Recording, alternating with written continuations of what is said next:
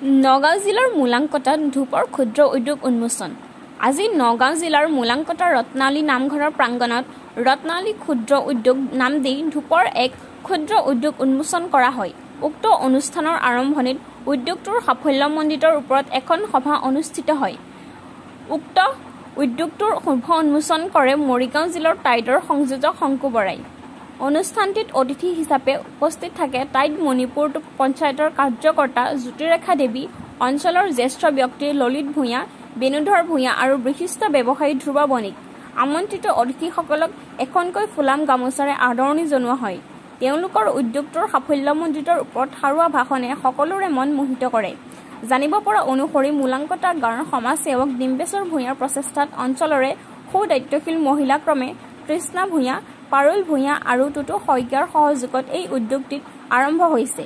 আজি অনুষ্ঠানটিত অঞ্চলৰ প্ৰায় অৰ্ধশতাধিক লোক উপস্থিত থাকি সদৌ শেষত ভাৰত শইকীয়াই শলাগৰ শৰাই আগবঢ়াই অনুষ্ঠানটিৰ সফল সামৰণি পৰে।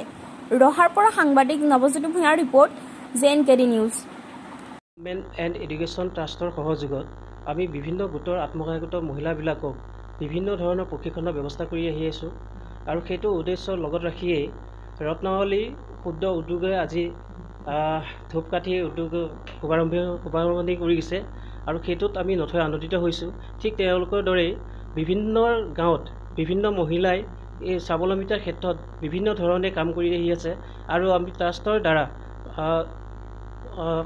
বিভিন্ন ধৰণৰ সহযোগ কৰি আহি আছোঁ আৰু তেওঁলোকে বহুতেই এতিয়া স্বাৱলম্বিতাৰ দিশত আগবাঢ়ি গৈ আছে। মই টুটু শইকীয়াই কৈছোঁ।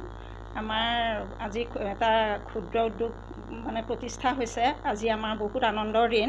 আমাৰ বহুত ডাঙৰ সপোন এটা আছিলে যে আমি কিবা এটা নিজে কৰিম। আগতে পঢ়াৰ দিনত আমি চাকৰি এটা কৰিব নোৱাৰিলোঁ নানান বিভিন্ন কাৰণত। সেইকাৰণে আমি এতিয়া উদ্যোগ এটা খুলিম বুলি ভাবিলোঁ। আজি সেইটো সপোন পূৰণ হ'ল।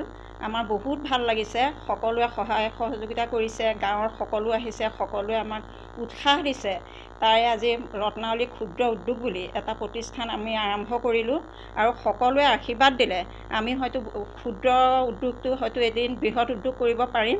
সেই আশাৰে আগবাঢ়িছোঁ। তাকে সকলোৱে আমাক আগবঢ়াই নিলে আমি বহুত আনন্দিত হ'ম।